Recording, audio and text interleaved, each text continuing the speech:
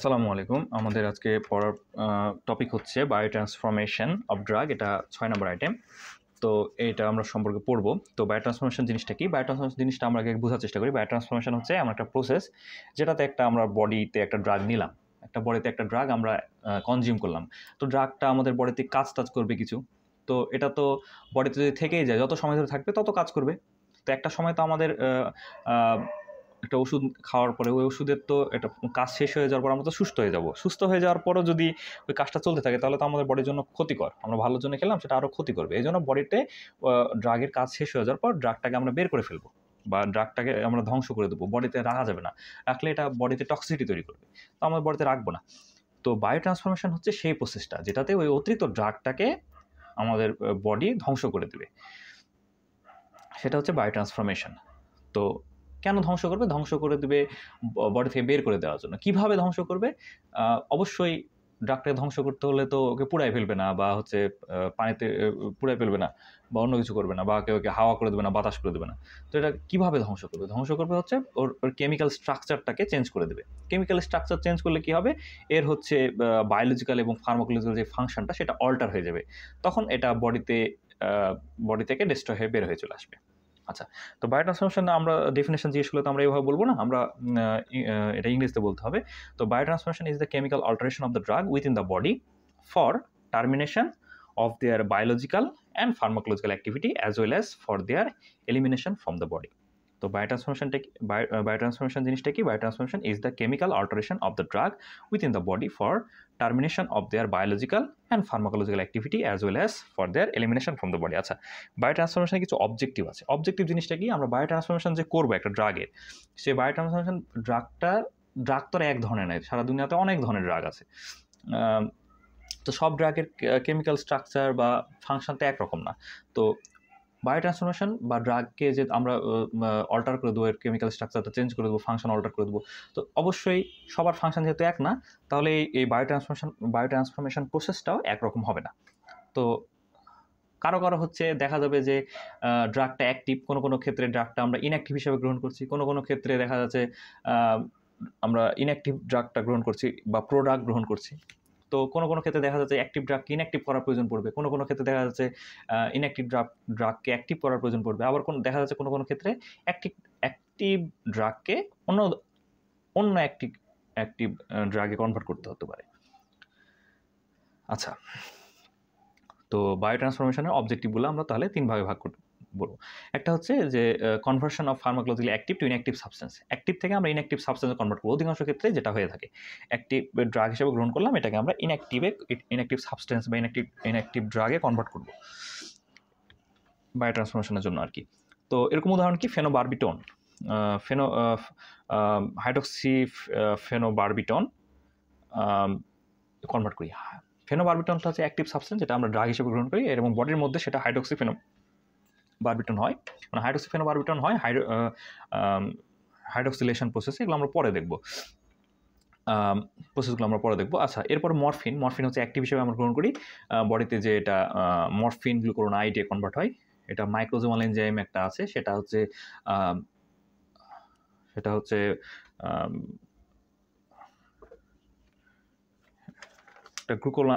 গ্লুকুরোনাইল transferase বলে একটা enzyme আছে, সেটা দিয়ে মরফিন গ্লুকুরোনাইডে কনভার্ট হয়। তো অ্যাক্টিভ থেকে ইনঅ্যাক্টিভ সাবস্টেন্সে কনভার্ট হলো এবং পরবর্তী বডিতে বের হয়ে যাবে।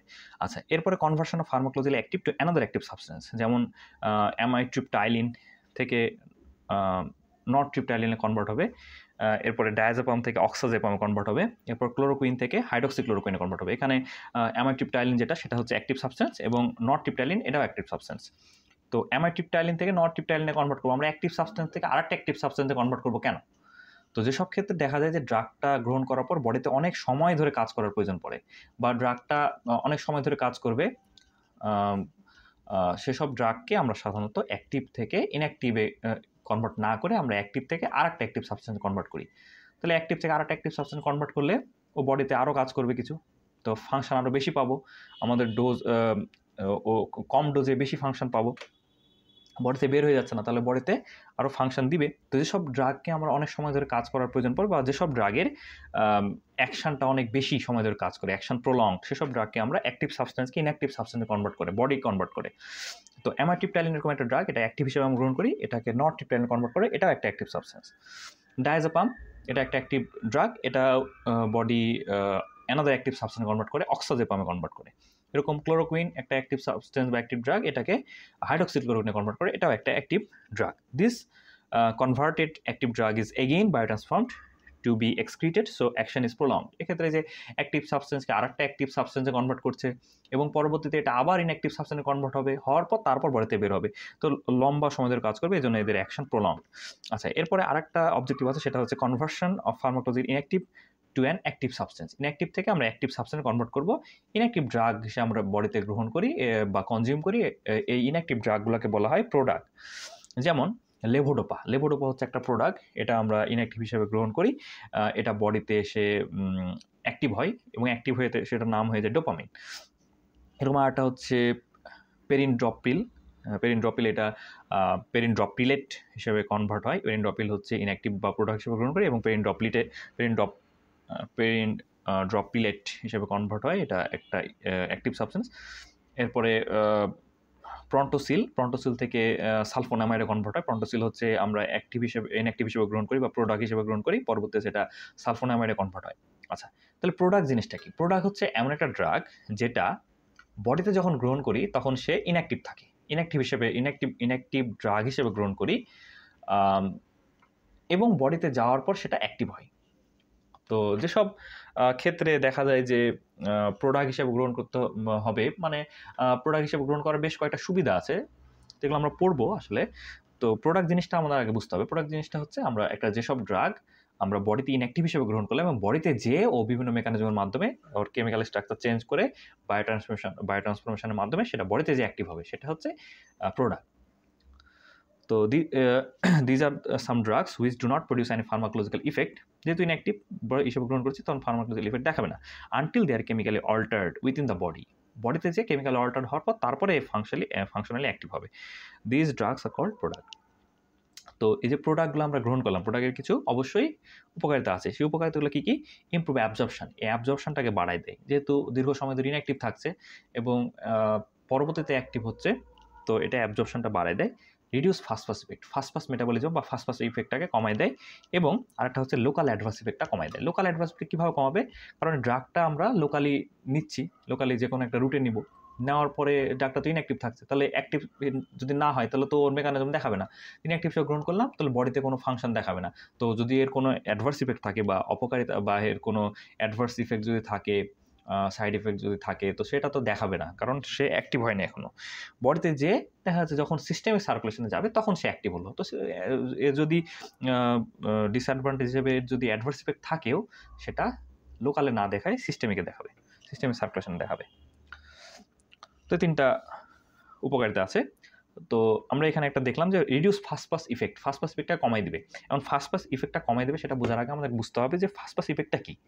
ফাস্ট ইফেক্ট বা ফাস্ট মেটাবলিজম জিনিসটা হচ্ছে একটা ড্রাগ আমরা ওরালি গ্রহণ করলাম বা যে কোনো রুটে গ্রহণ করলাম, গ্রহণ করার পরে এটা তো বিভিন্ন মেকানিজম, ড্রাগটা অ্যাক্টিভ হলে বিভিন্ন মেকানিজম দেখাবে, ইনঅ্যাক্টিভ হলে তো দেখাবে না। দেখানো বডিটা, এরপর ড্রাগটা আমাদের পাকস্থলে যাবে, তারপর জিআইটিতে যাবে, স্মল ইন্টেস্টাইনে যাবে। জিআইটিতে আমরা জানি যে ওখানে ভিলাই আছে, তো ভিলাইয়ের মাধ্যমে ড্রাগটা শোষণ হবে। শোষণ হওয়ার পরে সেটা আস্তে আস্তে কোথায় যাবে? রক্তে যাবে। কোন রক্তে যাবে? হেপাটিক পোর্টাল সিস্টেমে যাবে। আমাদের শরীরে গ্লুকোজ বহনকারী একমাত্র হেপাটিক পোর্টাল ভেইন, একমাত্র ভেইন হচ্ছে হেপাটিক পোর্টাল ভেইন, তাই না? এখানে ওষুধগুলোও যাবে বা ড্রাগগুলোর সাবস্টেন্সগুলোও যাবে। এর আগে অবশ্য বিভিন্ন মেকানিজম হবে, যেমন হচ্ছে ডিসলিউশন হবে, হ্যাঁ, ড্রাগগুলা ছোটো ছোটো টুকরায় পরিণত হবে, এর আগে ডিসলিউশন হবে, তারপরে ভিলাইয়ের মাধ্যমে শোষণ হওয়ার পর এটা আমাদের আসবে হেপাটিক পোর্টাল সিস্টেমে। তো পোর্টাল সিস্টেমটা আবার বুঝতে হবে। পোর্টাল সিস্টেম জিনিসটা কি? পোর্টাল সিস্টেম হচ্ছে এমন একটা সিস্টেম যেটা হচ্ছে কোন একটা অর্গানে, এটা সিস্টেমে সার্কুলেশন যাওয়ার উদ্দেশ্যে যাত্রা করলো, যাত্রা করার পর এটা হচ্ছে কোনো একটা অর্গানে ঢুকে গেল, ঢুকে যাওয়ার পর ওখানে অনেকগুলো কৈশিক জালিকায় বিভক্ত হওয়ার পর সেটা আবার একত্রিত হয়ে আবার সিস্টেমে সার্কুলেশন যাবে, সেটাই হচ্ছে পোর্টাল সিস্টেম। সাধারণত 2টা অর্গানে পোর্টাল সিস্টেম দেখা যায় মানব শরীরে। যেমন হচ্ছে একটা হচ্ছে রেনাল পোর্টাল সিস্টেম, একটা হচ্ছে হেপাটিক পোর্টাল সিস্টেম। তো এই যে এটা হচ্ছে একটা পোর্টাল সিস্টেম দেখা যায়। তো আমরা এখানে রেনাল পোর্টাল সিস্টেমটা বলবো না, আমরা এখানে বলবো হেপাটিক পোর্টাল সিস্টেম। কারণ হেপাটিক পোর্টাল সিস্টেমে কি হয়, হেপাটিক পোর্টাল সিস্টেমে লিভারে ঢুকে এবং সিস্টেম সার্কুলেশন যাওয়ার সময় লিভারে ঢুকে লিভার থেকে বের হয়ে তারপর সিস্টেমে যায়। এজন্য আমরা এই পোর্টাল সিস্টেমটা বলবো হেপাটিক পোর্টাল সিস্টেম। তো ফার্স্ট পাস মেটাবলিজমটা হচ্ছে এই যে সিস্টেমিক সার্কুলেশন যাওয়ার আগে লিভারে যে প্রসেস হলো ড্রাগটা, প্রসেস হওয়ার পর কিছু ধ্বংস করলো, ড্রাগের কিছু পার্টকে ধ্বংস করলো, ডিস্ট্রয় করে দিল। এই প্রসেসটা হচ্ছে ফার্স্ট পাস মেটাবলিজম বা ফার্স্ট পাস ইফেক্ট। তো জিনিসটাকে আমরা ডেফিনেশন আকারে বললে এভাবে বলবো, following drug administration many drugs are absorbed intact from the small intestine and transferred via portal system to the liver where they undergo extensive metabolism before reaching the systemic circulation. This process has been called fast pass effect or fast pass metabolism. আচ্ছা, disadvantage কিছু আছে, যেমন হচ্ছে এটা হচ্ছে বায়োঅ্যাভেলেবিলিটিটাকে limit করে দেয়। তো disadvantage is to limit bioavailability, it can be overcome. তো বায়োঅ্যাভেলেবিলিটি যে কমে গেল, এটাকে আমরা ওভারকাম করবো কীভাবে, এটাকে অতিক্রম করবো কীভাবে? অতিক্রম করার জন্য একটা প্রসেস আছে, সেটা হচ্ছে এর ডোজটাকে আমরা বাড়াই দেবো। It can be overcome by alternative route, আমরা ডোজকে আমরা বাড়িয়ে দিতে পারি, বা আমরা রুটকে অল্টার করে দিতে পারি, অন্য রুটে দিতে পারি। ওরাল রুটে না দিয়ে আমরা সাবলিঙ্গুয়াল দিলাম, বা রেক্টাল রুটে অনেকে দেওয়া হয়, বা হচ্ছে আমরা ইন্টারভেনাসে দিলাম। তাহলে ইন্টারভেনাসে যদি সাবলিঙ্গুয়ালে যদি দিই, তাহলে আমরা বায়োঅ্যাভেলেবিলিটিকে অনেকটাই ক্রস করে যেতে পারি বা অতিক্রম করে যেতে পারি। তো disadvantage can be limit bioavailability, it can be overcome by alternative route increasing the dose. আচ্ছা, এক্সাম্পল, এখানে এক্সাম্পল একটা আছে নাইট্রোগ্লিসারিন। তো কোন কোন ড্রাগে ফার্স্ট পাস ইফেক্ট বা ফার্স্ট পাস মেটাবলিজম দেখা যায়? ফার্স্ট পাস মেটাবলিজম দেখা যায় এরকম কিছু ড্রাগ আছে, যেমন নাইট্রোগ্লিসারিন, লিডোকেইন, ভ্যারাপামিল, মরফিন, প্রোপানলল, মেটোপ্রোলল, এসব কিছু ড্রাগ আছে যেগুলো হচ্ছে আমরা ফার্স্ট পাস ইফেক্ট দেখতে পাই। আচ্ছা, কিছু ড্রাগ আছে যাদেরকে আমরা কিছু ড্রাগ বলতে কি, সব ড্রাগের বায়োট্রান্সফরমেশন হয়। তো বায়োট্রান্সফরমেশন হয় করে এরকম কিছু অর্গান আছে, যে অর্গানগুলো বায়োট্রান্সফরমেশন করে। এই অর্গানগুলো কী কী? এই অর্গানগুলো হচ্ছে liver, GIT, lung, skin, kidney. Mainly হচ্ছে বায়োট্রান্সফরমেশন করে লিভার, এছাড়া বাকিগুলোও করে। আচ্ছা, বায়োট্রান্সফরমেশন যে করবে, কিছু তো এনজাইম লাগবে, যে এনজাইমগুলো ড্রাগটাকে ভেঙে দিবে বা অল্টার করে দেবে, ফাংশন অল্টার করে দেবে, কেমিক্যালি চেঞ্জ করে দেবে। তো এনজাইমগুলো কী কী? এনজাইমগুলা কী কী জানার আগে আমাদের এনজাইমগুলোর লোকেশনটা জানতে হবে, কোথায় এনজাইমগুলো থাকে। মেনলি মাইটোকন্ড্রিয়াতে থাকে মাইক্রোজোমাল এনজাইম, আর কিছু নন মাইক্রোজোমাল এনজাইম থাকে। তো মাইটোকন্ড্রিয়াতে মেনলি থাকে, এন্ডোপ্লাজমিক রেটিকুলামে থাকে, এবং কিছু সাইটোসোলে থাকে। তো সাইটোসোলে থাকে বোঝার আগে সাইটোসোলটা বুঝতে হবে। সাইটোসোল কোথায় থাকে? আমরা তো শুনেছি সাইটোপ্লাজম। সাইটোসোল জিনিসটা কি? সাইটোপ্লাজমেরই প্লাজমা মেমব্রেন সহ ভিতরে যে থকথকে জেলির মতো অংশ থাকে, সেই অংশটা শুধু নিব। সাইটোপ্লাজমের মধ্যে মাইটোকন্ড্রিয়া, এন্ডোপ্লাজমিক রেটিকুলাম, নিউক্লিয়াস, এই অর্গানালিগুলো বাদ দিতে হবে। বাদ দেওয়ার পরে যে থকথকে জেলির মতো অংশ থাকবে, সেটাই হচ্ছে সাইটোসোল। এই সাইটোসোলে কিছু এনজাইম থাকে, মাইটোকন্ড্রিয়াতে কিছু থাকে, এবং এন্ডোপ্লাজমিক রেটিকুলামে কিছু থাকে। মেন এনজাইমগুলো এখানে থাকে। আচ্ছা, এনজাইমস আর ডিভাইড ইন্টু টু পার্টস। তো এনজাইমগুলোকে আমরা সিস্টেমিক্যালি জানার জন্য দুই ভাগে ভাগ করা হয়েছে। যেমন একটা হচ্ছে মাইক্রোজোমাল এনজাইম, কিছু আছে নন মাইক্রোজোমাল এনজাইম। মাইক্রোজোমাল এনজাইমগুলো কী কী? কিছু আছে, যেমন মিক্সড ফাংশন অক্সিডেজ P450, এটা একটা এনজাইম আছে, মিক্সড ফাংশন অক্সিডেজ P450। এরপর হচ্ছে গ্লুকোরোনাইল ট্রান্সফারেজ একটা এনজাইম আছে, এটাই মেন এনজাইম, আসলে এটাই সবচেয়ে বেশি ব্যবহৃত হয় আসলে, গ্লুকোরোনাইল ট্রান্সফারেজ। এরপর হাইড্রক্সিলেশন করে, আমরা প্রথমে দেখছিলাম। আচ্ছা, এরপর আছে ডিহাইড্রোজিনেশন করে। তো এগুলো হচ্ছে মাইক্রোজোমাল এনজাইম। মাইক্রোজোমাল এনজাইমটা বেশি ব্যবহৃত হয়। Mixed function oxidase P450, glucuronyl transferase, hydroxylase এবং ডিহাইড্রোজিনেজ। আচ্ছা, নন মাইক্রোজোমাল এনজাইম কী কী আছে? এগুলো সাধারণত অতটা ব্যবহৃত হয় না। অ্যামাইলেজ আছে, এস্টারেজ আছে, হাইড্রোলেজ আছে, রিডাক্টেজ আছে। আচ্ছা, তো বায়োট্রান্সফরমেশন যে আমরা পড়লাম, বায়োট্রান্সফরমেশন যে আমরা যেটা পড়ছি, বডির মধ্যে ড্রাগকে অল্টার করে দেবে, কেমিক্যাল ফাংশন, বায়োলজিক্যাল এবং ফার্মাকোলজিক্যাল ফাংশন অল্টার করে দেবে, এবং তার আগে এর স্ট্রাকচারটাকে চেঞ্জ করে দেবে, তো বা অল্টার করে দেবে। কিভাবে করছে এই প্রসেসটা আমরা দেখব। প্রসেসটার দুইটা ফেজ আছে, একটা হচ্ছে নন সিনথেটিক ফেজ, একটা হচ্ছে সিনথেটিক ফেজ। নন সিনথেটিক ফেজ আবার তিন ভাগে ভাগ করা যায়। একটা হচ্ছে অক্সিডেশন, এখানে অক্সিডেশন হয়, অক্সিডেশন আমরা জানি অক্সিজেনের সাথে বিক্রিয়া করা, অক্সিডেশন হয়। একটা হচ্ছে রিডাকশন, একটা হচ্ছে হাইড্রোলাইসিস হয়। অক্সিডেশন, রিডাকশন এবং হাইড্রোলাইসিস। অক্সিডেশন, রিডাকশন এবং হাইড্রোলাইসিস এটা হচ্ছে নন সিনথেটিক বা ফেজ 1। ফেজ 2 হচ্ছে সিনথেটিক বা কনজুগেশন ফেজ। এখানে বিভিন্ন জিনিস কনজুগেট করে, জোড়া লাগে, যুক্ত হয়। Drugs conjugate with endogenous substance. Endogenous সাবস্টেন্সের মধ্যে কী কী আছে? গ্লুকোরোনিক অ্যাসিড আছে, যেটা গ্লুকোরোনিডেশন করে, glucuronide transferase, glucuronic acid, sulphate, acetate, amino acid, এই সাবস্টেন্সগুলোর সাথে এন্ডোজেনাস এই সাবস্টেন্সগুলোর সাথে কনজুগেট করে। গ্লুকোরোনিক অ্যাসিডের সাথে কনজুগেট করে, সালফেটের সাথে কনজুগেট করে, অ্যাসিটেটের সাথে কনজুগেট করে এবং অ্যামিনো অ্যাসিডের সাথে কনজুগেট করে আর কি। তো ফেজ আমরা দেখলাম দুইটা, একটা হচ্ছে নন সিনথেটিক ফেজ বা ফেজ 1 অক্সিডেশন, রিডাকশন এবং হাইড্রোলাইসিস, এবং ফেজ 2 যেটা হচ্ছে সিনথেটিক বা কনজুগেশন ফেজ। এখানে drugs conjugate with endogenous substance, যেমন হচ্ছে গ্লুকোরোনিক অ্যাসিড, সালফেট এবং অ্যাসিটেট, অ্যামিনো অ্যাসিড, এগুলো। আচ্ছা, কিছু কিছু ড্রাগ আছে শুধু ফেজ 1-এর মধ্যে দিয়ে যায়, কিছু ড্রাগ আছে ফেজ 2 এর মধ্যে যায়, আর কিছু কিছু ড্রাগ আছে ফেজ 1, ফেজ 2 দুটার মধ্যে দিয়ে যায়। তো এরকম ড্রাগগুলো আমরা একটু উদাহরণ দেখব। কিছু ড্রাগ আছে যেমন হচ্ছে কিছু ড্রাগ আছে যেমন ফেনোবারবিটন। ফেনোবারবিটন হচ্ছে এটা, এই ড্রাগটা ফেজ 1-এর মধ্যে দিয়ে শুধু যায়, আন্ডারগো ফেজ 1। ফেনোবারবিটন এবং ফেজ 1-এর মধ্যে দিয়ে যেয়ে এটা নন সিনথেটিক পার্টে কনভার্ট হবে, হাইড্রোক্সিফেনোবারবিটন হবে। ফেনোবারবিটন, হাইড্রোক্সিফেনোবারবিটন, নন সিনথেটিক। ফেনোবারবিটন, হাইড্রোক্সিফেনোবারবিটন হবে। আচ্ছা,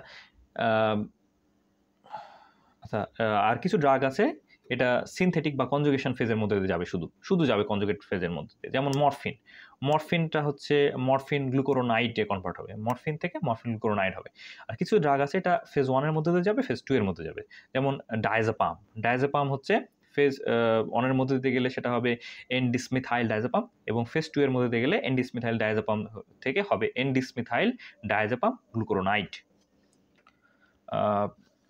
ডায়াজেপাম, এন-ডিসমিথাইল ডায়াজেপাম এটা অ্যাক্টিভ, এন-ডিসমিথাইল ডায়াজেপাম এটা অ্যাক্টিভ হবে, ইনঅ্যাক্টিভ থেকে অ্যাক্টিভ, অ্যানাদার অ্যাক্টিভ সাবস্টেন্স হওয়ার কথা, তো ডায়াজেপাম মতো অ্যাক্টিভ। আচ্ছা, যাই হোক, ডায়াজেপাম থেকে এন-ডিসমিথাইল ডায়াজেপাম এটা অ্যাক্টিভ ফেজ বা ফেজ 1-এর মধ্যে দিয়ে যাবে, এবং এন-ডিসমিথাইল ডায়াজেপাম যেটা তৈরি হলো সেটা আবার আমরা ফেজ 2 এর মধ্যে দিয়ে সেটা যদি যায়, সেটা গ্লুকোরোনিক অ্যাসিডের সাথে বাইন্ড করে হতে পারে, গ্লুকোরোনিক অ্যাসিডের সাথে গ্লুকোরোনাইড ট্রান্সফারেজের বিক্রিয়ার মাধ্যমে হতে পারে এন-ডিসমিথাইল ডায়াজেপাম গ্লুকোরোনাইড, এটা ইনঅ্যাক্টিভ হয়ে যাবে ফেজ 2 এর মধ্যে। আচ্ছা, তাহলে আমরা দেখলাম যে কিছু বায়োট্রান্সফরমেশনে দুইটা ফেজ আছে, একটা ফেজ 1, ফেজ 2। কিছু ড্রাগ শুধু ফেজ 1-এর মধ্যে দিয়ে যায়, মানে অক্সিডেশন, রিডাকশন, হাইড্রোলাইসিস করে, এবং কিছু ড্রাগ আছে কনজুগেট করে বা সিনথেটিক হয়ে যায়, সিনথেসিস করে। তো শুধু ফেজ 1-এর মধ্যে যায় ফেনোবারবিটন, যেটা হাইড্রোক্সিফেনোবারবিটন হয়, আর ফেজ 2 এর মধ্যে যায় মরফিন গ্লুকোনাইড হয়ে যায়। কিছু ড্রাগ আছে দুইটা মধ্যে দিয়ে যাবে, যেমন ডায়াজেপাম 2 ফেজের মধ্যে দিয়ে যাবে। ডায়াজেপাম থেকে এন-ডিসমিথাইল ডায়াজেপাম হবে, যেটা ফেজ 1-এর মধ্যে দিয়ে গেছে, এবং এন-ডিসমিথাইল ডায়াজেপাম গ্লুকোনাইডে কনভার্ট হবে। আচ্ছা, এখন কনজুগেশন রিঅ্যাকশন আমরা বলছি যে ফেজ 2 এতে কনজুগেশন হয় বা সিনথেটিক ফেজ। তো কনজুগেশন রিঅ্যাকশন কোথায় কোথায় হয়, মানে কনজুগেশন রিঅ্যাকশন কোথায় কোথায় হয় আমরা তো জানি, মেইনলি মাইটোকন্ড্রিয়াতে হয়, ঠিক আছে। কিন্তু এনজাইম এখানে কোন এনজাইম এখানে হেল্প করে? একটা হচ্ছে মাইক্রোজোমাল এনজাইম হেল্প করে, একটা হচ্ছে নন মাইক্রোজোমাল এনজাইম হেল্প করে।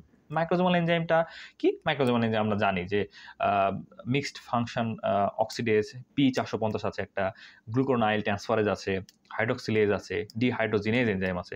তো মেন এনজাইম হচ্ছে গ্লুকোরোনাইড ট্রান্সফারেজ, এটাই মেন। তো এটা কীভাবে কাজ করে? যেমন মরফিন একটা ড্রাগ, এই মরফিনের ড্রাগটা ইউরিডিন ডাইফোগ্লুকোরোনাইড এর সাথে যুক্ত হয়ে মরফিন গ্লুকোরোনাইড কনভার্ট হয়, এবং ইউডিপিতে কনভার্ট হয়, মরফিন গ্লুকোরোনাইডে কনভার্ট হয়। তো এখানে হেল্প করে কোন enzyme? Microsomal enzyme glucuronyl transferase. তাহলে আমরা দেখতে পাচ্ছি মরফিন এবং ইউরিডিন গ্লুকোরোনাইড যেটা আছে সেটা গ্লুকোরোনাইড ট্রান্সফার এনজাইমের মাধ্যমে তৈরি হচ্ছে মরফিন গ্লুকোরোনাইড প্লাস ইউডিপি। আর নন মাইক্রোজোমাল এনজাইম আমরা দেখছিলাম যে আছে অ্যামাইলেজ, এস্টারেজ, হাইড্রোলেজ, রিডাক্টেজ। তো নন মাইক্রোজোমাল এনজাইম গ্লাইসিন কনজুগেশনে হেল্প করে, এখানে গ্লাইসিন যুক্ত হয়।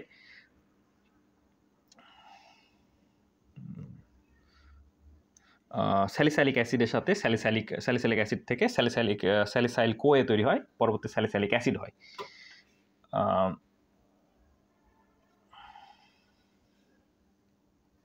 স্যালিসাইলিক অ্যাসিড থেকে স্যালিসাইল কোয়ে পরবর্তী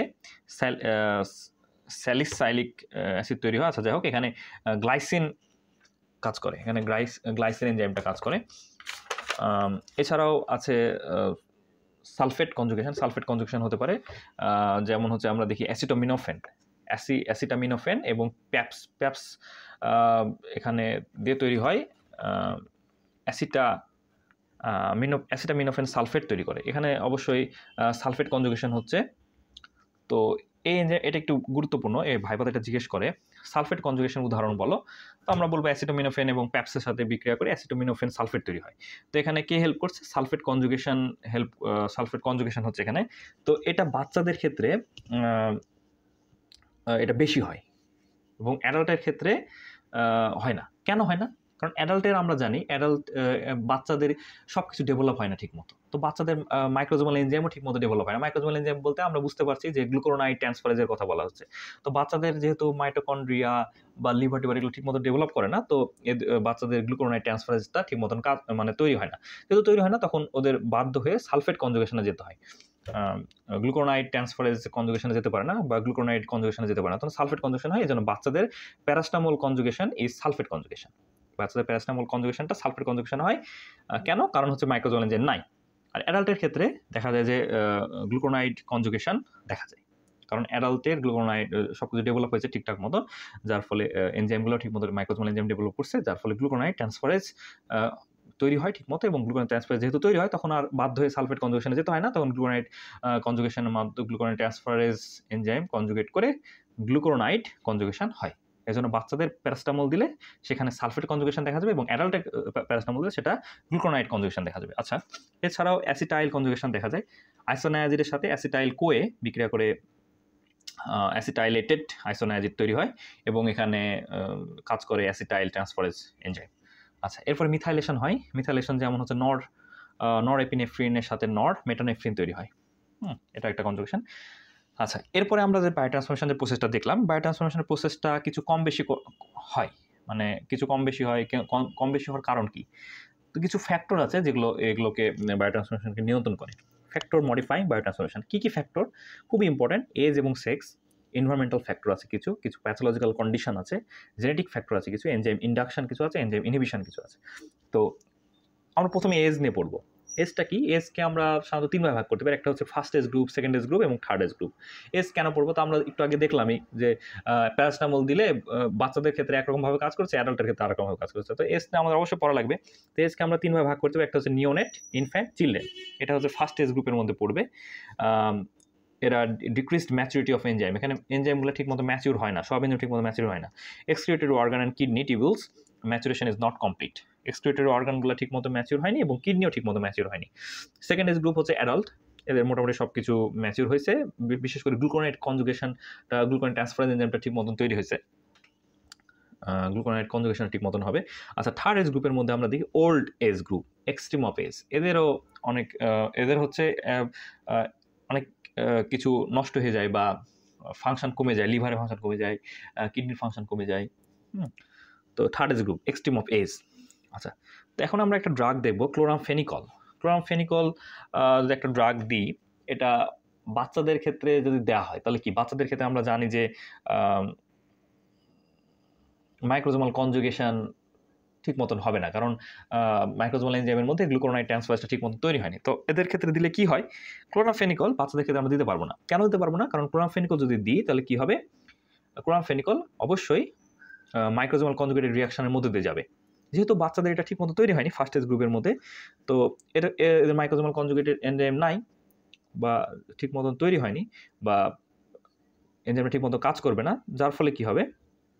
যার ফলে এই ক্লোরামফেনিকলটা বাচ্চাদের ক্ষেত্রে এটা বডিতে জমা হতে থাকবে, কনজুগেট হবে না, বডিতে জমা হতে থাকবে। First age group that produce, তখন একটা অসুখ তৈরি হবে যেটাকে আমরা বলি গ্রে বেবি সিনড্রোম ডেভেলপ করবে, যেটা অ্যাডাল্টের ক্ষেত্রে দেখা যায়। কারণ অ্যাডাল্টের মাইক্রোজোমাল এনজাইম আছে, এটাকে ডিস্ট্রয় করতে। আমরা বায়োট্রান্সফরমেশন পড়ছি কেন? বায়োট্রান্সফরমেশন পড়ছি হচ্ছে একটা ড্রাগকে আমরা নিলাম, নেওয়ার পর ড্রাগটা বডি বের করে দেবে। বডিতে কাজ করার পর বডিতে যখন কাজ শেষ হয়ে গেল তখন বডিতে বের ফেলবে। তো বাচ্চাদের ক্ষেত্রে যেহেতু তৈরি হয়নি এনজাইমগুলা, তো কনজুগেট করে ওকে বের করতে পারবে না। যার ফলে একটা অসুখ ডেভেলপ করে, যেটাকে আমরা বলি গ্রে বেবি সিনড্রোম, যেটা অ্যাডাল্টের ক্ষেত্রে দেখা যায় না। আচ্ছা, এরপর আমরা সেক্স নিয়ে পড়বো। সেক্স হচ্ছে এখানে মেলের ক্ষেত্রে কীভাবে কাজ করছে, ফিমেলের ক্ষেত্রে কীভাবে কাজ করছে। Male have testosterone hormone. মেলের অবশ্যই টেস্টোস্টেরন হরমোন আছে, কিন্তু ফিমেলে টেস্টোস্টেরন হরমোন নাই, ইস্ট্রোজেন হরমোন আছে, তাই না? তো male have testosterone that increases the enzyme activity. মেলে যে টেস্টোস্টেরন হরমোনটা আছে সেটা সব ফাংশনকে বাড়ায় দেয়, এবং ফিমেলের যে ইস্ট্রোজেন হরমোন আছে সেটা সব ফাংশনকে মোটামুটি মেটাবলিজমকে কমায় দেয়। এই জন্য মেলদের মেটাবলিজম বেশি, ফিমেলের মেটাবলিজম কম। তো মেলে যেহেতু টেস্টোস্টেরন হরমোন আছে, তো এটা এনজাইম অ্যাক্টিভিটি বাড়ায় দিবে। সো এনজাইম অ্যাক্টিভ বাড়লে কী হবে? এনজাইম অ্যাক্টিভিটি যদি বাড়ে তাহলে বায়োট্রান্সফরমেশন বেশি হবে। আর বায়োট্রান্সফরমেশন বেশি হলে কী হবে? যে ড্রাগের অ্যাক্টিভিটি, ওর ফাংশনটা বেশি হবে, বেশি ফাংশন করবে। তো বেশি ফাংশন করলে কী হবে?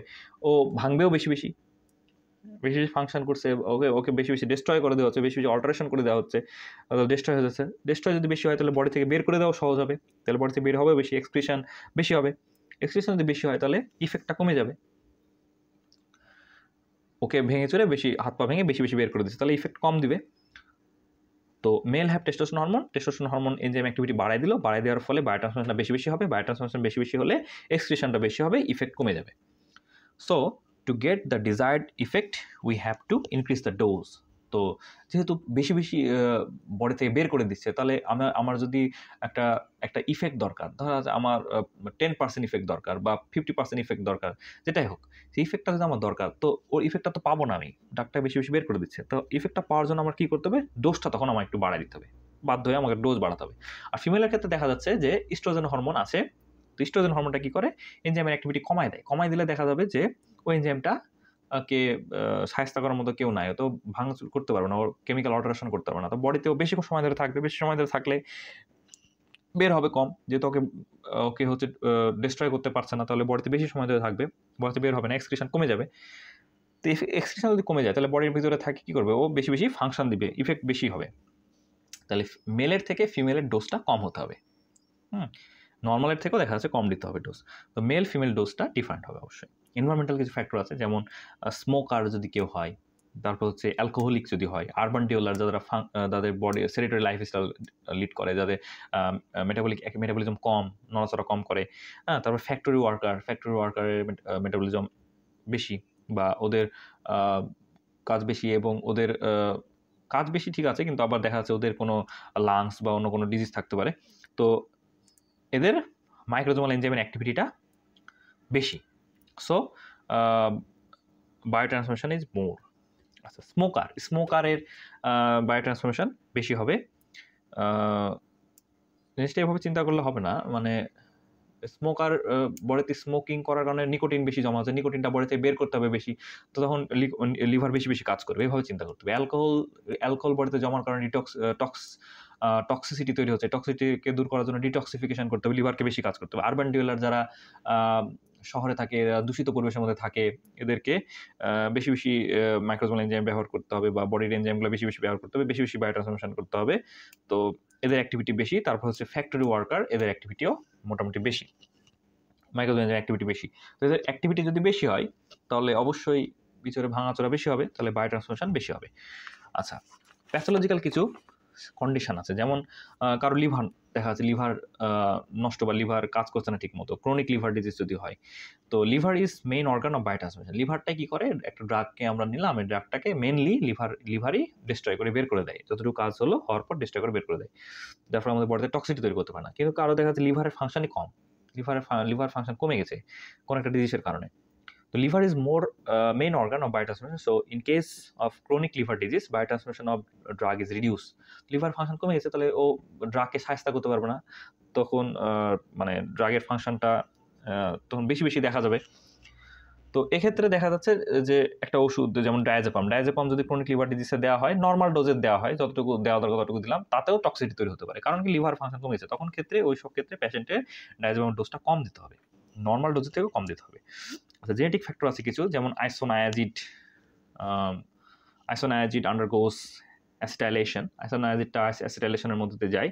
আইসোনায়াজিড কোনো একটা আইসোনায়াজিড, ইথামবিউটল, ক্লোরামফেনিকল, রিফাম্পিসিন, এসব ড্রাগ হচ্ছে সাধারণত আমরা দিই অ্যান্টিটিউবারক্লোসিস ড্রাগ হিসেবে। তো আইসোনায়াজিড একটা ড্রাগ যেটা নিলে বডিতে অ্যাসিটাইলেশন প্রসেসের মধ্যে দিয়ে যায়। তো অ্যাসিটাইলেশন কারো ফাস্ট হতে পারে, কারো স্লো হতে পারে, কারো র্যাপিড হতে পারে, কারো স্লো হতে পারে। তো র্যাপিড হয় কাদের? র্যাপিড হয় যারা সাউথ ইস্ট এশিয়ান রিজনে আছে, নাতিশীতোষ্ণীয় আবহাওয়াতে যারা আছে সাউথ ইস্ট এশিয়ান রিজনে, তাদের অ্যাসিটাইলেশনটা বেশি ফাস্ট হয়, র্যাপিড হয়। আর স্লো হয় কাদের? এস্কিমোজ এবং হোয়াইট যারা, ককেশিয়ান, হ্যাঁ, এবং এস্কিমোস যারা আছে তাদের এস্কিমো কারা? ওই যে ইগলু, বরফের দেশে সাইবেরিয়া, এদের সাধারণত ইগলু ঘর দেখা যায় না, ওরা হচ্ছে এস্কিমো প্রজাতি। তো এস্কিমোস এবং হোয়াইটদের অ্যাসিটাইলেশনটা কম হয়। তো এখন কারো একটা অ্যাসিটাইলেশন কম, অ্যাসিটাইলেশন কম হলে উপকারিতা বা সুবিধা কি? Peripheral neuropathy occurs due to activity of vitamin B6 in slow acetylator. তো কাউকে আমি ভিটামিন B6 দিলাম, খুব ভালো জিনিস, ভিটামিন B6, তোমার ভিটামিনের অভাব, খাও। তো এটা আরও বেশি গুরুত্বপূর্ণ কাদের জন্য? যাদের হচ্ছে অ্যাসিটাইলেশন প্রসেসটা স্লো হয়, তাদের জন্য আরও বেশি ইম্পর্টেন্ট। কারণ কি?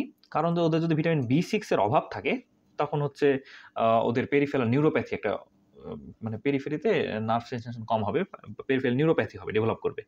তো যারা স্লো অ্যাসিটাইলেটর, জিজ্ঞেস করবো আপনি কোথা থেকে আসছেন, মানে এস্কিমোস থেকে আসছেন কিনা। পেশেন্টটা যদি এস্কিমোর মানুষ হয়, এস্কিমো প্রজাতি হয়, এস্কিমো জাতি হয়, প্রজাতি তো না, প্রজাতি এস্কিমো জাতি বা হোয়াইট যদি হয়, তাহলে আমরা দেখব যে তার ভিটামিন B6 এর অভাব আছে কিনা পেরিফেরাল নিউরোপ্যাথি হলে। যদি পেরিফেরাল নিউরোপ্যাথি হয়, তাহলে তাকে আমরা ভিটামিন B6 দিব। কারণ হচ্ছে স্লো অ্যাসিটাইলেটরদের ভিটামিন B6 এর ডেফিসিয়েন্সি হলেই তাদের পেরিফেরাল নিউরোপ্যাথি ডেভেলপ করে। So vitamin B6 is given is isoniazid, given with isoniazid, তার ওদের আইসোনায়াজিডের সাথে আমরা ভিটামিন B6ও দিব। আচ্ছা, এরপরে হচ্ছে হেপাটাইটিস যাদের আছে, তাদের আবার অ্যাসিটাইলেশনটা ফাস্ট হয়। তো হেপাটাইটিস যাদের আছে তাদের আবার তাদের অ্যাসিটাইলেশন প্রসেসটা ফাস্ট হয়। তো ওদের ক্ষেত্রে দেখা যায় যে জন্ডিস দেখা যেতে পারে।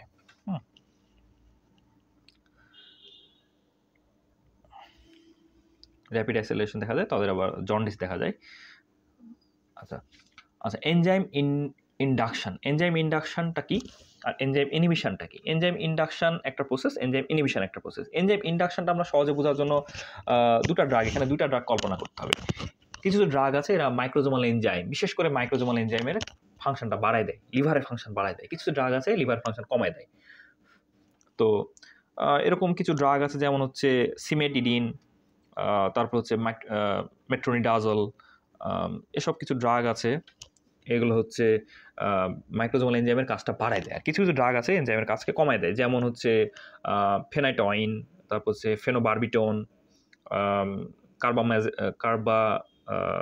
কার্বামাজেপিন, তারপর হচ্ছে ফেনাইল বিউটাজন, রিফাম্পিসিন, ক্র্যাসিওফালভিন, এসব কিছু ড্রাগ আছে। এগুলো এনজাইমের ফাংশন বা মাইক্রোজোমাল এনজাইমের ফাংশনকে কমায় দেয় বা লিভারের ফাংশন কমায় দেয়। তো দুইটা ড্রাগ কল্পনা করি। যেমন একটা ড্রাগ হচ্ছে সিমেটিডিন, যেটা আমরা দেখলাম যে এটা একটা মাইক্রোজোমাল এনজাইমের কাজ বাড়ায় দেয়। তো সিমেটিডিন একটা ড্রাগ, এবং তার সাথে আমি দিলাম মরফিনিন, দুইটা ড্রাগ। তো এমন একটা সিমেটিডিন আমাদের মাইক্রোজোমাল এনজাইমের কাজটাকে বাড়ায় দিল। তো যে ড্রাগটা মাইক্রোজোমাল এনজাইমের কাজ বাড়ায় দিবে, তাহলে কি এখন মাইক্রোজোমাল এনজাইমের পাওয়ার বেশি। যে কোনো ড্রাগ আসলে বলবে আসো, তোমার হাত পা ভেঙে তোমাকে শরীর থেকে বের করে দেবো। তাহলে ও কি করবে? ও যে নতুন আরেকটা ওর সাথে যে ড্রাগটা দেবো, সেই ড্রাগের কাজকেও করতে দেবে না ঠিক মতো। তাহলে ওই ড্রাগটা মাইক্রোজোমাল এনজাইমের কাজ বাড়ায় দিল, সিমেটিডিন মাইক্রোজোমাল এনজাইমের কাজ বাড়ায় দিল, এর সাথে মরফিন দিলাম। তো মাইক্রোজোমাল এনজাইমের কাজ বেড়ে গেলে কি হবে? ও মাইক্রোজোমাল এনজাইম, যেমন গ্লুকোনাইড ট্রান্সফারেজ এনজাইম বসে আছে, ওর সাথে আমি ওয়ারফেরিন দিলাম, ওয়ারফেরিনকে বলবে বাবা আসো, তোমার খবর করে দিচ্ছি। তখন ওয়ারফেরিনের হাত পা ভেঙে বলবে তোমার কাজ করতে হবে না, তুমি বের হয়ে যাও। তখন ও কি করবে? ও বায়োট্রান্সফরমেশন ওর বেশি হবে ওয়ারফেরিনের। তখন বায়োট্রান্সফার বেশি হলে কি হবে? ও বডি থেকে বেশি বেশি এক্সক্রিট হয়ে যাবে, তাহলে ফাংশন আমরা কম পাবো। এটা হচ্ছে এনজাইম ইন্ডাকশন।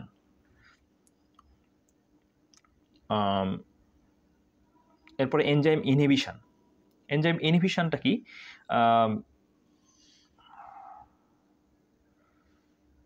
সরি, আমি উল্টা বলছি মনে হয়।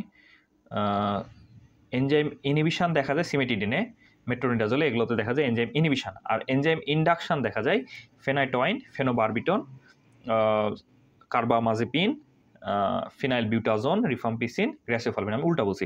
এনজাইম ইন্ডাকশন, এনজাইম মানে প্রসেসটা ঠিক বলছি কিন্তু ড্রাগের নামগুলো উল্টা বলছি। আচ্ছা, তো এনজাইম ইন্ডাকশনে কি হয়? এনজাইম ইন্ডাকশনে কিছু ড্রাগ আছে যারা মাইক্রোজোমাল এনজাইমের কাজকে বাড়ায় দেয়। তো বাড়ায় দিলে কি হবে? ওর সাথে অন্য যে ড্রাগটা দিব তার ফাংশনকে কমাই দিব, ওর এক্সক্রিশন বাড়াই দিব, ওর কাজ আমরা ঠিক মতন পাবো না। যেমন হচ্ছে আমি ফেনাইটোয়াইন বা ফেনোবারবিটন বা ফিনাইল বিউটাজোন, রিফাম্পিসিন বা গ্যাসোফলভিন যাই একটা ড্রাগ নিলাম, যেমন হয় ফেনোবারবিটন ড্রাগটা নিলাম বা রিফাম্পিসিন নিলাম। এবং রিফাম্পিসিনের সাথে যদি আমি ওসিপি দিই, ওসিপি কি? ওই যে প্রেগনেন্সি আটকানোর জন্য, হ্যাঁ, কনসিভ যেন না করতে চাই, সেই জন্য নিউলি ম্যারিড কাপল বিভিন্ন পিল গ্রহণ করে, সে পিল ওসিপি হচ্ছে ওরাল কন্ট্রাসেপটিভ পিল, তাই না?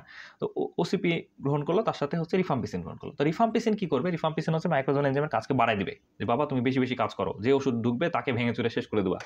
তো রিফাম্পিসিন খেলো, খাওয়ার পরে ওই মেয়েটা হচ্ছে ওরাল কন্ট্রাসেপটিভ পিল খেলো। তো কি করবে? ওরাল কন্ট্রাসেপটিভ পিল কোনো কাজই করবে না। কেন কাজ করবে না? কারণ রিফাম্পিসিন ওর কাজ বাড়াই দিছে, লিভারের কাজ বাড়াই দিছে। লিভার হচ্ছে মাইক্রোজোমাল এনজাইম আছে, মাইক্রোজোমাল এনজাইমের মধ্যে গ্লুকোনাইন ট্রান্সফারেজ এনজাইমটা আছে। এটা কি করবে? এটা হচ্ছে ও রিফাম্পিসিনকে বলবে বাবা তুমি আসো, তোমার হাত পা ভেঙে দিয়ে বেশি বেশি বায়োট্রান্সফরমেশন করবে। বেশি বেশি বায়োট্রান্সফরমেশন করলে কি হবে? এ বডি থেকে এক্সক্রিট হবে বেশি। তো এক্সক্রিট বেশি হলে কি? রিফাম্পিসিন ওসিপি বডিতে নাই, পিল ভিতরে নাই, বডিতে নাই, তাহলে কি হবে? ও আর প্রেগনেন্সি আটকাতে পারবে না। তো রিফাম্পিসিনের সাথে যদি ওসিপি কেউ খায়, তাহলে হচ্ছে ওর কিন্তু প্রেগনেন্সি হয়ে যাবে, কন্ট্রাসেপশন হবে না। আচ্ছা, তো সাম ড্রাগস এখানে সুন্দর করে দেওয়া আছে, এনজাইম ইন্ডাকশন সাম ড্রাগস, যেমন ফেনোবারবিটন এবং রিফাম্পিসিন, এই ড্রাগগুলা। এছাড়া আরও অনেক ড্রাগ আছে, ফেনাইটোয়াইন, ফেনোবারবিটন, কার্বামাজেপিন, ফেনাইল বিউটাজোন, রিফাম্পিসিন, গ্র্যাসোফলভিন, সব ড্রাগগুলো আছে। সেগুলো কি হয়? সেগুলো হচ্ছে এনজাইমের কাজকে বাড়ায় দেয়, মাইক্রোজোমাল এনজাইমের কাজকে বাড়ায় দেয়। Increase the activity of synthesis of microsomal enzyme, so biotransformation is more, বেশি হয়, অ্যান্ড ইফেক্ট ইজ লেস, ইফেক্টটা কমে যায়। ক্লিনিক্যাল সিগনিফিকেন্স কিছু আছে, এনজাইম ইন্ডাকশনে কিছু ক্লিনিক্যাল সিগনিফিকেন্স আছে, যেটা আমরা বললাম যে ওসিপি থেরাপিউটিক ফেলিওর হতে পারে, যে থেরাপি দিছি, ওষুধ দিয়ে, পিল দিয়ে থেরাপি দিছি, কিন্তু সেটা কাজ করবে না। যেমন ওসিপি যদি আমি রিফাম্পিসিনের সাথে দিই, তাহলে কি হবে? OCP is given for contraception with such drugs because OCP is biotransformed and cannot work. Rifampicin দিলাম, রিফাম্পিসিন মাইক্রোজোমাল এনজাইমের কাজ বাড়ায় দিল, মাইক্রোজোমাল এনজাইম যেমন গ্লুকোনাইন ট্রান্সফারেজ এনজাইম বাড়ায় দিল, এখনো দিছি ওসিপি, ওরাল কন্ট্রাসেপটিভ পিল। ও পিলকে গ্লুকোনাইন ট্রান্সফারেজ ভেঙে টুকরা টুকরা করে দেবে, ধ্বংস করে দেবে, বডিতে বের করে দেবে। তখন পিল বডিতে আর তো নাই, তখন পিল খেলেও প্রেগনেন্সি মানে প্রেগনেন্সি হয়ে যাবে আর কি। আচ্ছা, এনজাইম ইনহিবিশন এর উল্টা, ঠিক উল্টা। মানে এমন কিছু ড্রাগ আছে, যেমন হচ্ছে সিমেটিডিন, মেট্রোনিডাজল, কিছু ড্রাগ আছে। এই ড্রাগগুলা কি করবে? এই ড্রাগগুলা বডির মাইক্রোজোমাল এনজাইমের কাছে কমাই দিবে। কমাই দিলে কি হবে? যে ড্রাগটাই ওর সাথে খাওয়াবে, সেই ড্রাগ বলবে হ্যাঁ আমাকে আর ভাঙার কেউ নাই, তো বেশি বেশি ফাংশন দেখাবে। কিছু drug clinical significance of enzyme inhibition, তখন দেখা যাবে যে ড্রাগটা ওই এনজাইম ইনহিবিশন করে, সেই ড্রাগের সাথে অন্য ড্রাগটা যেটাই খাওয়াবে, দেখা যাবে সেই ড্রাগ অতিরিক্ত ফাংশন দেখাচ্ছে। অতিরিক্ত ফাংশন দিলে কি হবে? অ্যাডভার্স ইফেক্ট দেখা যাবে, টক্সিসিটি দেখা যাবে, অ্যাডভার্স ইফেক্ট দেখা যাবে। যেমন সিমেটিডিন, এটা হচ্ছে একটা এটা হচ্ছে একটা প্রোটন নাকি hydrogen receptor blocker. Cimetidine hydrogen receptor blocker. Metronidazole, এটা হচ্ছে inhibit the microsomal enzyme and thus, তার ফলে কি হবে? বায়োট্রান্সফরমেশন ইজ লেস, বায়োট্রান্সফরমেশন কমে যাবে। So if other drugs are given with them, they may produce toxicity. তো জিনিসটা তো খুব সহজ জিনিস, এটা বোঝার কথা। এনজাইম ইন্ডাকশনটা বুঝলে ইনহিবিশন সহজ। তাহলে এমন একটা ড্রাগ সিমেটিডিন আমি গ্রহণ করলে কি হবে? এই মাইক্রোজোমাল এনজাইমের কাজকে কমাই দিবে, ইনহিবিট করছে, মাইক্রোজোমাল এনজাইমের কাজকে কমাই দিচ্ছে, ইনহিবিট করে দিচ্ছে। তাহলে যার ফলে কি হবে? এর সাথে আমি অন্য যে ড্রাগটাই দিই, যেমন আমি দিলাম অরফারিন বা দিলাম ডায়াজেপাম, তাহলে কি হবে? সিমেটিডিন মাইক্রোজোমাল এনজাইমের কাজকে কমাই দিচ্ছে, তাহলে মাইক্রোজোমাল এনজাইম আর কাজ করতে পারবে না, কনজুগেশন করতে পারবে না, যেমন গ্লুকোনাইন ট্রান্সফারেজ কনজুগেট করতে পারবে না বা কাজ করতে পারবে না। যার ফলে কি হবে? যার ফলে অরফেরিন যে ড্রাগটা দিচ্ছে, ওকে ভাঙার কেউ নাই, ও নিজের ফাংশন, ওর হচ্ছে থেরাপির জন্য যেটুকুর জন্য দিচ্ছি, ও কাজটা শেষ করবে, শেষ করার পর ওকে ভাঙার কেউ নাই, বাড়িতে বের হবে না, তো ও আরও বেশি ফাংশন দেখাবে। তো অরফেরিনের যে কাজ, অরফেরিনের কাজ কি? অরফেরিন হচ্ছে আমাদের শরীরের কোনো একটা জায়গায় রক্ত মানে জমাট বাঁধছে, এটা বাড়তে দিব না। হার্ট অ্যাটাকের জন্য বা স্ট্রোকের জন্য অনেক সময় রক্তনালীতে ব্লক হয়, রক্ত জমাট বেঁধে যায়, ওই জমাট রক্তকে গলানোর জন্য ওয়ারফারিন দেওয়া হয়। তাহলে এখন ও আরও বেশি বেশি রক্ত গলাবে, কোনো জায়গায় জমাট বাঁধতেই দিবে না। তো ও বডিতে ইন্টারনালি বা কোনো জায়গায় কেটে গেলে ও ব্লিডিং বেশি দেখাবে, মানে ব্লিডিং হবে বেশি, এক্সেসিভ ফাংশন দেখাবে আর কি। তো সিমেটিডিন ওয়ারফারিন যদি আমরা দিই, তাহলে সিমেটিডিনটা হচ্ছে এনজাইম ইনহিবিট করে দিচ্ছে, মাইক্রোজোমাল এনজাইম ইনহিবিট করে দিচ্ছে, তাহলে মাইক্রোজোমাল এনজাইম কাজ করতে পারবে না। কাজ না করতে পারলে এর সাথে ওয়ারফারিন যদি আমি দিই, ওয়ারফারিন বেশি বেশি কাজ দেখাবে। তো ওয়ারফারিনের কারণে ওয়ারফারিনের অতিরিক্ত কাজের জন্য ব্লিডিং হবে তখন। আচ্ছা, সিমেটিডিনের সাথে আমি যদি ডায়াজেপাম দিই তাহলে কি হবে? ডায়াজেপামের ফাংশনটা আমরা বেশি পাবো, একই রকম। মাইক্রোজোমাল এনজাইমের কাজকে কমাই দিচ্ছে, মাইক্রোজোমাল এনজাইম তখন বায়োট্রান্সফরমেশন করতে পারছে না ড্রাগে, না করতে পারলে ওই ড্রাগটা বডিতে বের হচ্ছে না, বেশি বেশি কাজ দেখাবে, তখন ডায়াজেপাম কাজটা বেশি দেখাবে। আচ্ছা, এনজাইম ইন্ডাকশন, এনজাইম ইনহিবিশন সম্পর্কে আরো ডিটেলসে পড়বো। এনজাইম ইন্ডাকশন দেখায় increase the synthesis and activity microsomal enzyme called enzyme induction. Enzyme inducing কিছু ড্রাগ আছে যেমন phenytoin, phenobarbitone, carbamazepine, phenylbutazone, rifampicin, griseofulvin ইত্যাদি। তো উদাহরণ আমরা দেখলাম যে রিফাম্পিসিনের সাথে ওসিপি দিলাম, কাজ করবে না। রিফাম্পিসিন ওসিপি যদি দিই তাহলে বায়োট্রান্সফরমেশন অফ ওসিপি বেশি হবে, ওসিপির বায়োট্রান্সফরমেশন বেশি হবে, ওসিপিটা বেশি বেশি ভেঙে যাবে, বাড়িতে বের হয়ে যাবে, যার ফলে ওসিপির যে কাজ মানে প্রেগনেন্সি আটকানো সেটা পারবে না, যার ফলে কন্ট্রাসেপশনকে প্রিভেন্ট করতে পারবে না, কনসিভ করে ফেলবে।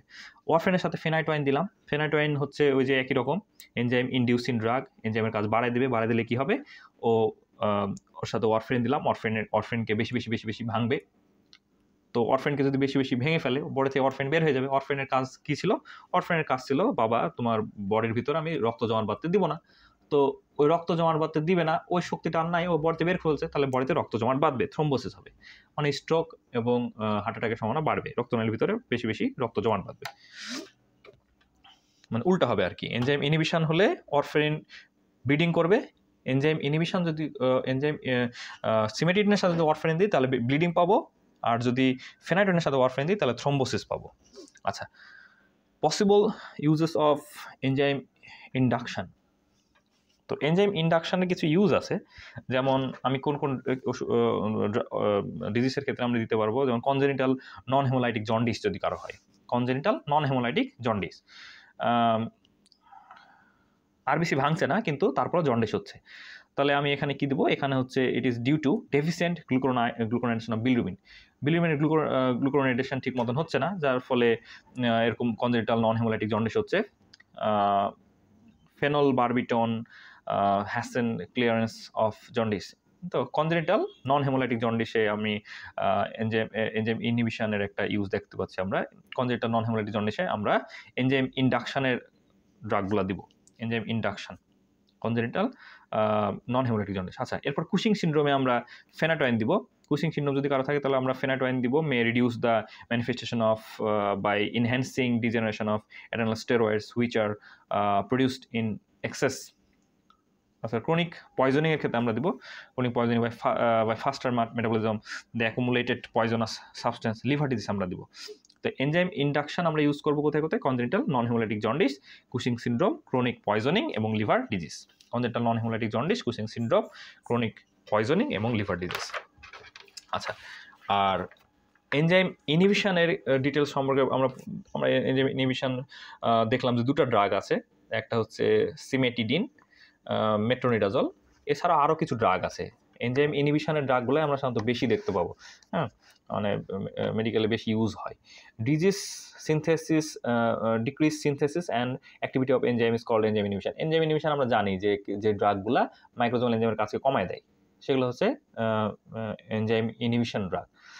তো মাইক্রোজোমাল এনজাইমের কাজ যদি কমায় যায় তাহলে যে ওর সাথে যে ড্রাগটা দেবো তার ফাংশন বেশি পাবো, ওরা অ্যাডভার্স ইফেক্ট দেখতে পাবো। তাহলে এনজাইম ইনহিবিশন অফ ড্রাগস কিছু ড্রাগ আছে যেগুলো এনজাইম ইনহিবিট করে, যেমন হচ্ছে সিমেটিডিন এমন একটা ড্রাগ এনজাইমকে, মাইক্রোজোমাল এনজাইমকে ইনহিবিট করে। ক্লোরামফেনিকল এমন একটা ড্রাগ। সিপ্রোফ্লক্সাসিন, সিপ্রো তো অনেক দেওয়া হয়, মেট্রোনিডাজল এটাও অনেক দেওয়া হয়, আইসোনায়াজিড, ইরাথ্রোমাইসিন, এগুলো হচ্ছে সব এনজাইম ইনহিবিশন ড্রাগ। এদের সাথে অন্য যে ড্রাগই দিব তার কি হবে, তার অতিরিক্ত ফাংশন দেখা যাবে, তার অ্যাডভার্স দেখা যাবে। যেমন মেট্রোনিডাজল যদি আমি দিই, মেট্রোনিডাজলের সাথে ওয়ারফারিন দিতে, মেট্রোনিডাজল আমরা জানি যে এনজাইম ইনহিবিট করবে, মাইক্রোজোমাল এনজাইমের কাজ কমাই দেবে। এর সাথে আমি ওয়ারফারিন দিলাম, ওয়ারফারিন বলবে বাবা আমাকে তো আটকানোর কেউ নাই, তো ওর বেশি বেশি ফাংশন দেখাবে, অ্যাডভার্স দেখাবে, ব্লিডিং দেখা যাবে তখন। আর সিপ্রোফ্লক্সাসিনের সাথে যদি আমি থিওফাইলিন বা অ্যামিনোফাইলিন এসব দিই, থিওফাইলিন অ্যামিনোফাইলিন এটা হচ্ছে ব্রঙ্কোডাইলেটর একটা ড্রাগ। এটা হচ্ছে ওই যে অ্যাজমার ক্ষেত্রে বা যাদের শ্বাসকষ্ট হয়, ফুসফুসের সমস্যা, হ্যাঁ, তাদের ক্ষেত্রে এটা সাধারণত দেওয়া হয়, থিওফাইলিন অ্যামিনোফাইলিন। এর সাথে যদি আমি সিপ্রোফ্লক্সাসিন দিয়ে দিই, তাহলে সিপ্রোফ্লক্সাসিন কী করবে, মাইক্রোজোমাল এনজাইমের কাজটা কমাই দিলে কি হবে, ও হচ্ছে তখন মাইক্রোজোমাল এনজাইমের কাজ কমাই দিচ্ছে যেহেতু, তাহলে থিওফাইলিন ইচ্ছা মতো নিজের কাজ করতে পারবে, ব্রঙ্কোডাইলেশন বেশি ব্রঙ্কোডাইলেশন করতে পারবে। তো যাদের দেখা যাচ্ছে অ্যাকিউট সিভিয়ার ব্রঙ্কিয়াল অ্যাজমা হয়েছে, তাদের ক্ষেত্রে থিওফাইলিন অ্যামিনোফাইলিন দিলে বেশি ভালো কাজ করে আর কি, মানে সিপ্রোফ্লক্সাসিনের সাথে থিওফাইলিন অ্যামিনোফাইলিন দিলে ব্রঙ্কোডাইলেশনটা বেশি হবে। এই তো, আমার সাথে এখন থাকার জন্য অসংখ্য ধন্যবাদ। আসসালামু আলাইকুম রহমতুল্লাহ।